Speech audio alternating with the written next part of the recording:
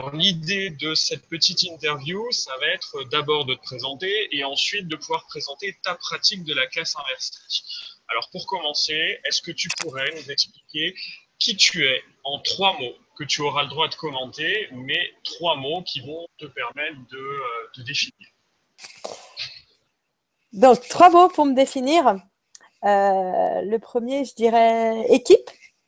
Je suis quelqu'un qui travaille beaucoup en équipe et qui fait travailler les élèves en équipe. Pour moi, l'apprentissage, quel que soit l'apprentissage, ça se fait à plusieurs. Donc, le premier mot, c'est vraiment équipe. Ensuite, erreur. J'apprends par essai-erreur et j'apprends à mes élèves à apprendre de leurs erreurs. Donc, beaucoup d'erreurs dans ce que je fais, dans ce que mes élèves font. Et voilà, l'erreur, pour moi, c'est important. C'est très important de se tromper pour moi. Et la troisième, je dirais autonomie et compétence. C'est-à-dire que j'essaye vraiment de mettre en place des choses où les élèves décident de ce qu'ils font, sont vraiment aux manettes, quoi. C'est vraiment, voilà, autonomie. Si je comprends bien, c'est que tu laisses bien entendu le droit à l'erreur à tes élèves, mais du coup, eux aussi sont dans une démarche de bienveillance par rapport à leurs professeurs et ils acceptent que tu fasses régulièrement des erreurs. Voilà, exactement. Ils acceptent que je fasse des erreurs et ils acceptent de… mes élèves ont récemment… par exemple, quand il leur manque un outil ou quand ils voient quelque chose qu'ils n'ont pas, ils n'hésitent pas à le demander, à dire bah, « on voudrait ça, madame ». Et vraiment dans une logique de co-construction des apprentissages ensemble. Est-ce que tu pourrais, s'il te plaît, nous présenter une séquence type, voilà, du début jusqu'à la fin, en quelques mots, comment est-ce que ça s'organise? Alors, la notion de séquence, ça n'a pas vraiment de sens dans mon enseignement, dans le sens où c'est les élèves qui décident de ce qu'ils veulent étudier ou pas. Donc, cette année, je suis en terminale. Et donc, je leur ai donné des indicatifs. Donc là, ils savent qu'entre telle vacance et telle vacance, il faut qu'ils aient fait 4-5 chapitres.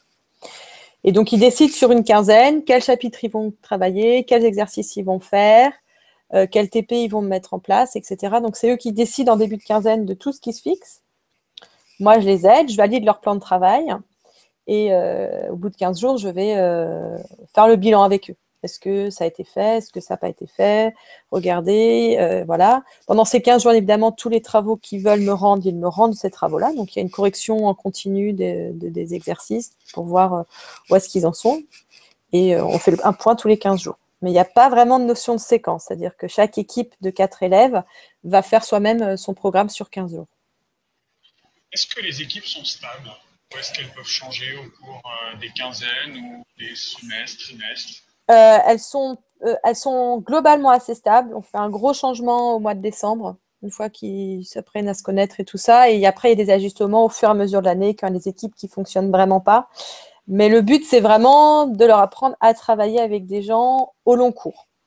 Pas avec n'importe qui, mais avec des gens au long cours. Donc, on essaie de les changer le moins possible.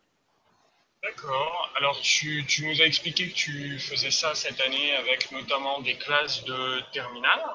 Ça les stresse pas trop parce qu'il y a quand même l'examen et on sait que cet examen, c'est l'idée d'arriver à la fin avec un bagage culturel bien posé, avec une méthode bien posée. Et là, le fait qu'ils avancent à leur rythme, ça se passe bien avec les parents, avec l'administration et avec les élèves?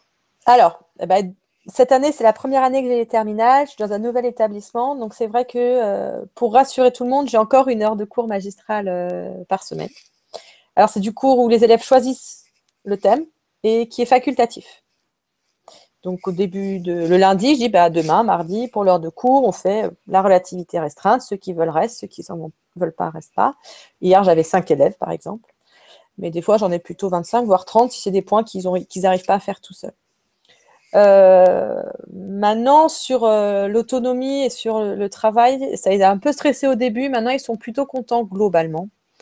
Parce que ils sont vraiment rentrés dans une logique post-bac, c'est-à-dire qu'ils se sentent capables de travailler par eux-mêmes, d'être accompagnés. Je peux me permettre avec chacun de voir quels sont les outils qui leur permettent de travailler le cours, quels sont les problèmes de chacun. Et donc, ils sont plus rassurés sur le post-bac que stressés du bac à l'heure actuelle. L'année prochaine, je récupère les élèves de mon collègue qui fait de la classe inversée en première. Et du coup, il n'y aura plus du tout cette heure de cours. On va continuer en classe inversée puisque ce sera leur deuxième année. Est-ce que tu peux nous présenter un ou deux outils que tu mobilises dans la pratique de la classe inversée? Alors, le premier outil, je dirais, c'est le plan de travail, dont je viens de parler. Donc, c'est simplement une feuille de papier sur lesquelles ils marquent les chapitres qu'ils veulent travailler, c'est-à-dire quelles sont les ressources de cours qu'ils veulent produire. Donc, des fiches de vocabulaire, des cartes mentales. Quels sont les exercices qu'ils vont faire au brouillon, quels sont les exercices qu'ils vont rendre, quelles sont les annales de bac qu'ils vont faire, quels sont les TP qu'ils vont faire. Au dos de cette feuille, on trouve les choses qu'ils n'ont pas fait du plan de travail d'avant et qui donc se retrouvent sur le plan de travail d'après. On travaille les choses jusqu'à ce qu'elles soient parfaites. Donc, des fois, ça peut aller sur 2-3 plans de travail. Voilà. Le deuxième outil, je dirais, c'est le Pearl Tree. C'est un agrégateur de liens, en fait, où les élèves et moi, on a posé les vidéos de cours, donc qui peuvent être les miennes si j'ai réussi à en faire, ou celles d'autres collègues, ou celles que les élèves vont trouver, ce qui leur permet aussi notamment d'avoir un regard sur est-ce que cette vidéo est bien, est-ce que cette vidéo n'est pas bien, etc. Qu'on pourra voir ensemble au moment où ils vont poser les ressources sur le Pearl Tree. Alors, dernière question, est-ce que tu aurais un conseil à donner à des collègues qui souhaiteraient se lancer dans la classe inversée ou pousser encore un peu plus loin leur pratique de la classe inversée? Le droit à l'erreur devant ses élèves, c'est-à-dire le droit de se tromper, leur expliquer. Moi, je leur dis que c'est la première année que j'allais terminale, je leur dis que c'est des choses que je lance. Je les associe vraiment au processus d'apprentissage, qui voient que le prof n'est pas quelqu'un qui sait tout, mais au contraire, quelqu'un qui apprend avec eux. Eh ben, écoute, merci beaucoup. Bah de rien, merci à toi. Et puis ben, à bientôt sur le site de l'association Inversion la classe et puis peut-être au mois de juillet au congrès. Tout à fait.